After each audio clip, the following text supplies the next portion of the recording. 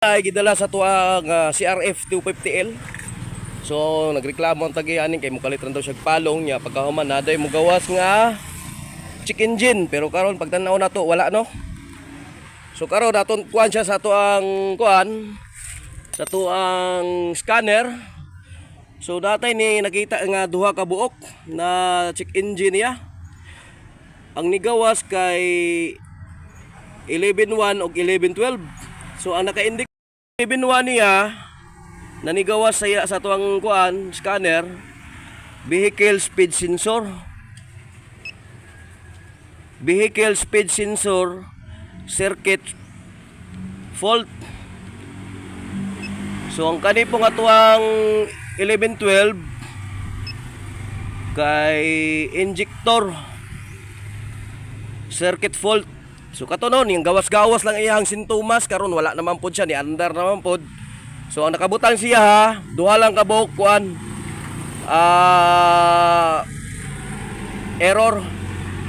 So ang error nga 11.1 vehicle speed sensor circuit fault og 11.12 injector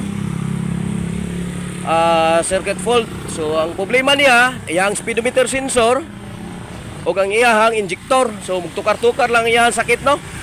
So karon nato siya sayang i-reson diri sa tuang kuan scanner. So makita din nato ang kuan sa CRF 250 no ang iyang sakit siyang scanner diri sa ilalom sa kuan. Babaw-babaw lang gamay siyang tangke. So mudiha nato siya makita no.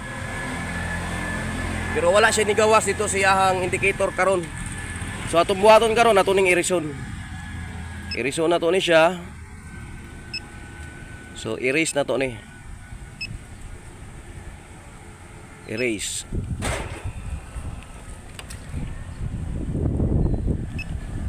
Okay. So basahon tog balik no kung napa ba tong current niya. So wala na siya no. So wala na. Okay na to ang kuano na erase na nato iyang error code dire. Siyang ECU tong naka-indicate siya nga kuan. Pero maulag ito, nasa problema siyang kuan, siyang injector o siyang speedometer sensor. Ipakuala na ito ni siya ha kung mugawas gyapon tong sa speedometer siyang injector nga mukalit lag kapalong.